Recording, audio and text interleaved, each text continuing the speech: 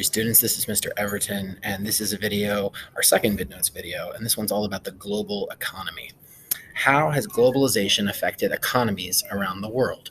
And when you say economy, you're usually thinking about money, but really what we're talking about is how do people get the things they need? How do people get medicine, housing, food, transportation, all the things they need? What kind of work do they do to get those things? So that's what this video is going to be about. And if you look at this diagram here that I got from a website called visualcapitalist.com, you can see if you add up the worth, the value of all the economies in the world, the two largest are definitely the United States and China. And China is getting closer and closer to equaling the United States in size. And that most economies in the world are much smaller. You can see that the North American and Asian economies and the European economy are all much larger than Africa's or South America's or the Middle East's. So this is going to be some review, hopefully, of recording at school, obviously. This is going to be some review of some things that you hopefully learned last year.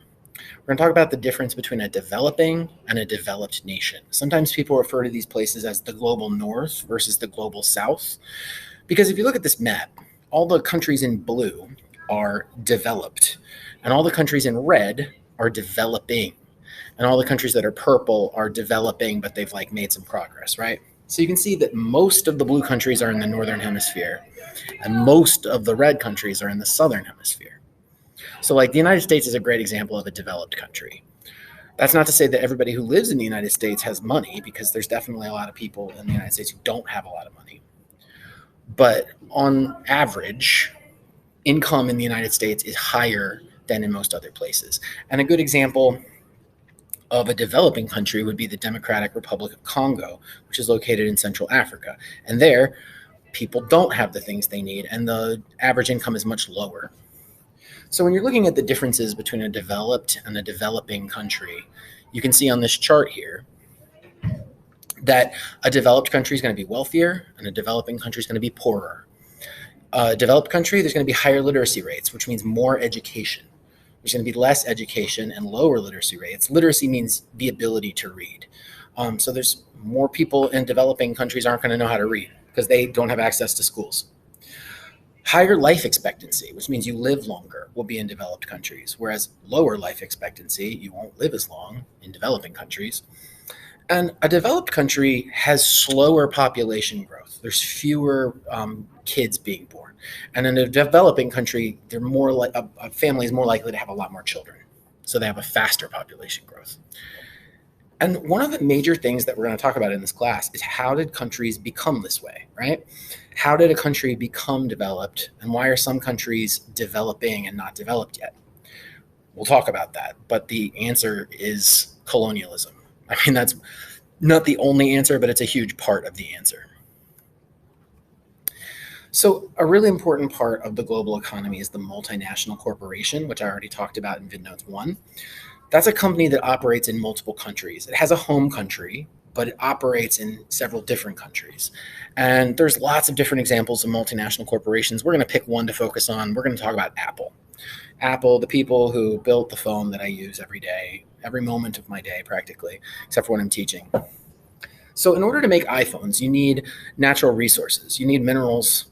A really important mineral you need is called cobalt. And cobalt is mined often by children in the Democratic Republic of Congo.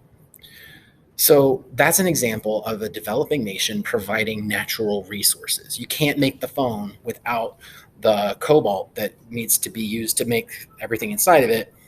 Not everything, but you know what I mean. And so the Democratic Republic of Congo provides the natural resources.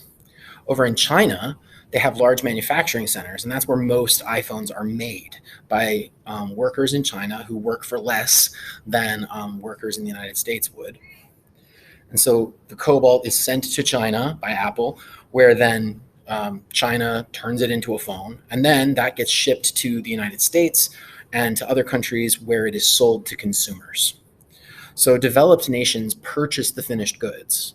Developed nations design the products, right? Like the capital of the headquarters of Apple is in California, in Cupertino, as my iPhone likes to remind me.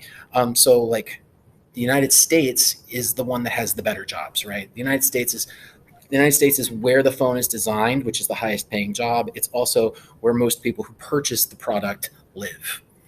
So it's not equal, right? You have a system that's set up where you have developing countries which have the lowest paying jobs and provide natural resources or manufacturing. And then you have the more developed countries where they get paid more money to do more sophisticated jobs like design iPhones. So, how has globalization affected economies around the world? Go ahead and summarize this video in 3 to 4 complete sentences and make sure that you have it in class on Thursday when I'm going to check it. All right, bye.